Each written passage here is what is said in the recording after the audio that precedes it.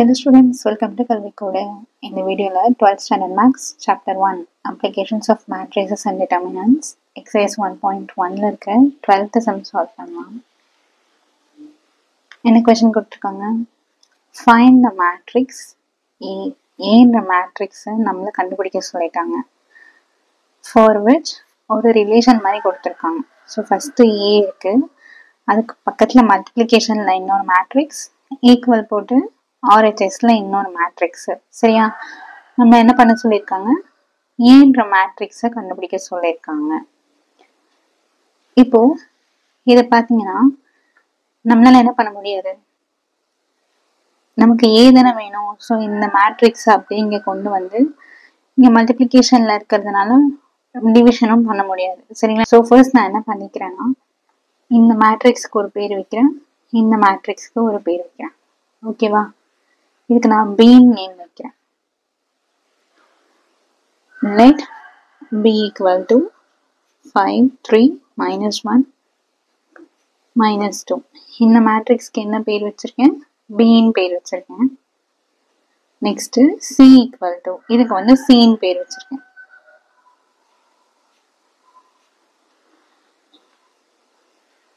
Okay. So இப்போ எப்படி எழுதலாம் நம்ம இந்த ரிலேஷனை? A into B equal to C. அப்படி வருமா? A into B, ஏன்னா B தானே இது, equal to C. ஸோ இப்போ இதுல நான் என்ன பண்ணணும்? A மேட்ரிக்ஸ் கண்டுபிடிக்கணும். அப்பனா எனக்கு இங்க என்ன வரணும்னா, B மேட்ரிக்ஸ் இங்க இருக்கா, அதோட வேல்யூ எனக்கு 1ன்னு வரணும். சரிங்களா? ஸோ மேட்ரிக்ஸ்ல B into B இன்வர்ஸ்னா அதோட வேல்யூ வந்து 1ஆ? அப்ப நான் என்ன பண்ண போறேன், ரெண்டு சைடுமே B இன்வர்ஸால மல்டிப்ளை பண்ண போறேன். அதுவும் போஸ்ட் மல்டிப்ளை. போஸ்ட்னா பேக் சைட்ல. So post multiply B inverse. Post multiply by B inverse on both sides. மேக்ஸ்ல நம்ம எது பண்ணாலும் என்ன பண்ணணும், ரெண்டு சைடுமே பண்ணணும். சரியா? அப்பதான் அதோட மீனிங் மாறாது. இப்போ போஸ்ட் மல்டிப்ளைனா என்ன அர்த்தம்? ஏபி இங்க இருக்கா, இன்டூ பி இன்வர்ஸ். எல்ஹெச்எஸ்ல ஃபர்ஸ்ட் இருக்கிற வேல்யூஸ் அப்படி எழுதிட்டு இன்டூ பி இன்வர்ஸ். போஸ்ட்னா பேக் சைடுன்னு அர்த்தம். ஈக்குவல் டு சி இன்டூ இங்கே ஒன்னது பேக் சைடில் B இன்வர்ஸ். இப்போ A into B into B inverse equal to C into B inverse.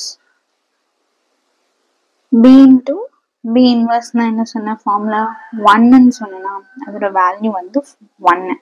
அதாவது இதுக்கு என்ன அர்த்தம்னா, இப்போ நான் B வந்து ஒரு மேட்ரிக்ஸ்க்கு வேல்யூ கொடுக்குறேன்னு வச்சுக்கோங்க. B மேட்ரிக்ஸ்க்கு நான் வேல்யூ கொடுத்தேன்னா, ஸோ இப்போ இங்கே இருக்கா, இந்த B மேட்ரிக்ஸை நான் என்ன பண்ண போறேன்னா B இன்வர்ஸ் கண்டுபிடிக்க போறேன். B மேட்ரிக்ஸ்க்கு B இன்வர்ஸ் கண்டுபிடிக்க போறேன். சரிங்களா? அப்படி கண்டுபிடிச்சு ரெண்டையுமே மல்டிப்ளை பண்ணா எனக்கு என்ன கிடைக்கும்னு சொல்றாங்க, 1 கிடைக்கும் அப்படின்னு சொல்றாங்க. சரிங்களா? ஸோ அதுதான் இதுக்கான meaning. A into 1 equal to C into B inverse. So A equal to C into B inverse. இப்போ ஏயோட வேல்யூ எப்படி கண்டுபிடிக்கலாம்? C மேட்ரிக்ஸ் நம்ம கிட்ட இருக்கு. அடுத்தது B இன்வர்ஸ் நம்ம கிட்ட B மட்டும்தான் இருக்கு, B இன்வர்ஸ் இல்லை. சரியா? ஸோ B இன்வர்ஸ் கண்டுபிடிக்கணுமா? B இன்வர்ஸ் கண்டுபிடிக்கணும்னா formula 1 by determinant of B into adjoint of B. First determinant of B கண்டுபிடிச்சிடலாமா? ஸோ B மேட்ரிக்ஸ் என்னது? 5, 3, -1, -2. 2 into 2 மேட்ரிக்ஸ்க்கு டிட்டர்மினன்ட் எப்படி கண்டுபிடிப்போம்? ஃபர்ஸ்ட் இது ரெண்டையும் மல்டிப்ளை பண்ணணுமா? 5 into -2 -10 minus அது ரூல் இல்லையா, 3 into -1 -3. So -10 minus into minus plus 3. So -10ல plus 3 போயிடுச்சுன்னா -7. ஸோ இதுதான் டிட்டர்மினன்ட் ஆஃப் பி. இப்போ அட்ஜாயிண்ட் ஆஃப் பி வேணுமா? ஃபார்முலா அட்ஜாயிண்ட் ஆஃப் பி இருக்குல்ல, ஸோ எப்படி கண்டுபிடிக்கலாம்? இப்போ இது பி மேட்ரிக்ஸா, 2 into 2 மேட்ரிக்ஸ் தானே. அட்ஜாயிண்ட்னா எப்படி கண்டுபிடிப்போம்? இது ரெண்டையும் நம்ம ரீப்ளேஸ் பண்ணணுமா? அதாவது -2 இங்க போயிடும், 5 இங்க வந்துடும். -2 இங்க வந்துட்டு 5 இங்க வந்துடும். அடுத்து இருக்கு இல்லையா, இது ரெண்டும் என்ன பண்ணணும்? மைனஸால மல்டிப்ளை பண்ணணும். +3 மைனஸால மல்டிப்ளை பண்ணா நமக்கு -3 வரும். அடுத்தது -1 மைனஸால மல்டிப்ளை பண்ணா minus into minus +1. So adjoint of B கண்டுபிடிச்சிருச்சு. இப்போ பி இன்வர்ஸ்ல எடுத்துட்டு போயிட்டு டிட்டர்மினன்ட் ஆஃப் பியோட வேல்யூவும் அட்ஜாயிண்ட் ஆஃப் பியோட வேல்யூவும் சப்ஸ்டிட்யூட் பண்ணலாமா? ஸோ இப்போ B இன்வர்ஸ்னா 1 by determinant of b into adjoint of b. 1 by determinant of b -7. So அந்த மைனஸ் இங்கே போட்டு 7 இங்கே எழுதிக்கிறேன். Adjoint of b -2 -3 1 and 5. இதுதானே adjoint of b.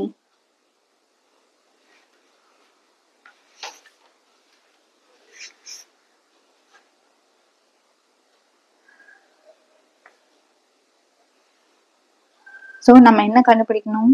ஏ கண்டுபிடிக்கணுமா? அப்போ இதில் எடுத்துகிட்டு போய் நம்ம சப்ஸ்டிட்யூட் பண்ணலாமா? இதை வந்து நான் 1ன்னு வச்சுக்கிறேன். ஓகேங்களா? ஸோ பி இன்வர்ஸ் கண்டுபிடிச்சிட்டோம். இப்போ பி இன்வர்ஸ் வேல்யூ இங்கே போட்டுட்டு சி மேட்ரிக்ஸோட மல்டிப்ளை பண்ணால் தான் நமக்கு என்ன கிடைக்கும்? ஏ கிடைக்கும், ஏன்ற matrix. So from 1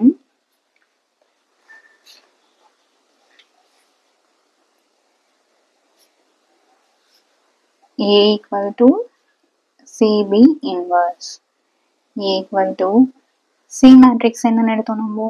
14 7 7 7 into B inverse -1 by 7 into -2 -3 1 and 5.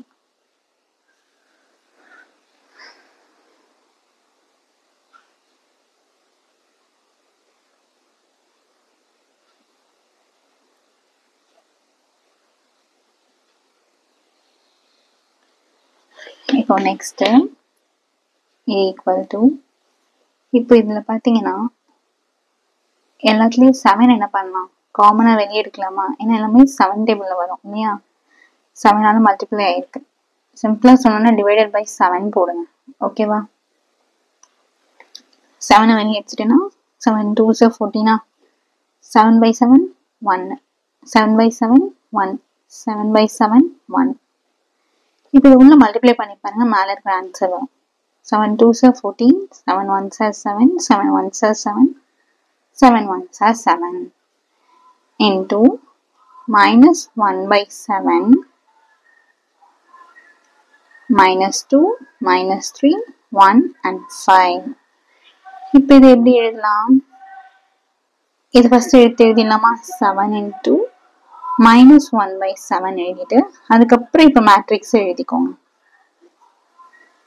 -2 -3 1 and 5. So இது ரெண்டையும் கேன்சல் பண்ணிடலாமா? அப்போ -1 இருக்கும். Next 2 1 1 1, next -2 -3 1 and 5. இப்போ நார்மலாக மேட்ரிக்ஸ் மல்டிப்ளிகேஷன் பண்ணுவோம்ல, first row first column. 2 into -2 -4, 1 into 1 +1.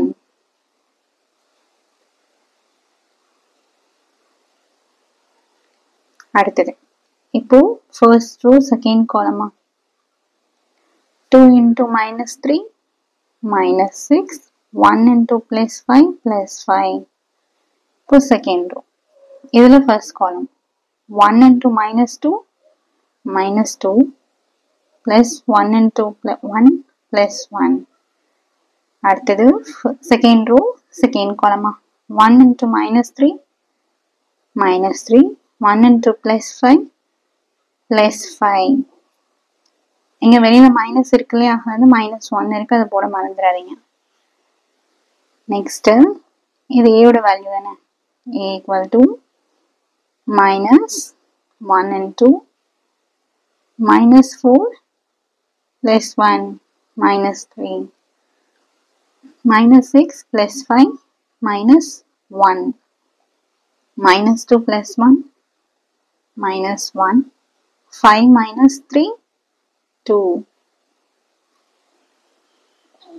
Now a equal to, இப்போ இந்த minus 1 என்ன பண்ணிக்கலாம், உள்ள மல்டிப்ளை பண்ணிக்கலாமா, minus 1 into minus 3 plus 3 minus 1 into minus 1 plus 1 minus 1 into minus 1 plus 1 minus 1 into plus 2 minus 2.